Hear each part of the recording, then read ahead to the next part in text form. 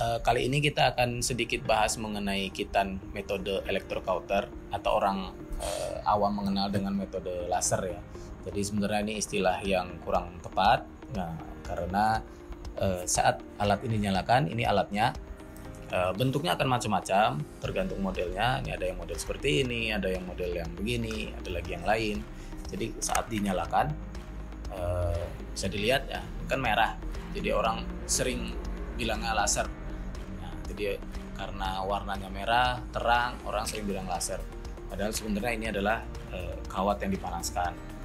Dan tenaganya juga bukan tenaga listrik AC ya, DC cuma dengan baterai charge. Jadi banyak kekhawatiran bahwa ini kayak solder gitu. Jadi ini hal yang berbeda. Ini pengerjaan relatif sama dengan konvensional. Jadi kitan itu memotong kulit yang menutupi kepala penis. Jadi penis ini ada kepala penis, ada batangnya ya, kemudian nanti di bawah ada skrotum ya. Nah ini kulit ini menutupi bagian kepala, sehingga banyak sekali kotoran yang terselip yang menyebabkan penyakit-penyakit, dan ini bisa dihindari dengan berkitan. Nah, proses pengerjaan kitan electrocauter sama dengan konvensional ya. Jadi pertama setelah dibersihkan kita bius dulu, bius lokal, bisa dengan suntik ataupun dengan alat tanpa suntik ya. Kemudian kita tandai batas mana yang akan dipotong ya, dan dibersihkan bagian dalamnya supaya kita dapat memvisualisasi semua bagian kepala ya.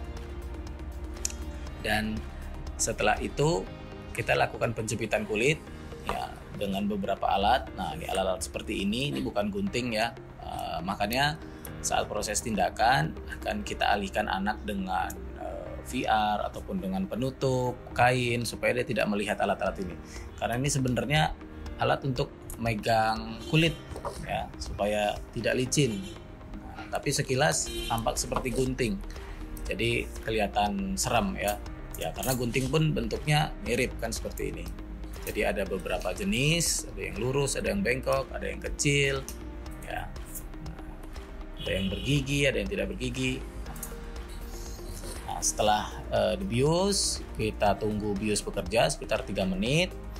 Kemudian ditandai, dibersihkan bagian dalamnya, diukur, kemudian dipotong dengan alat kauter, electrocauter, kemudian dijahit.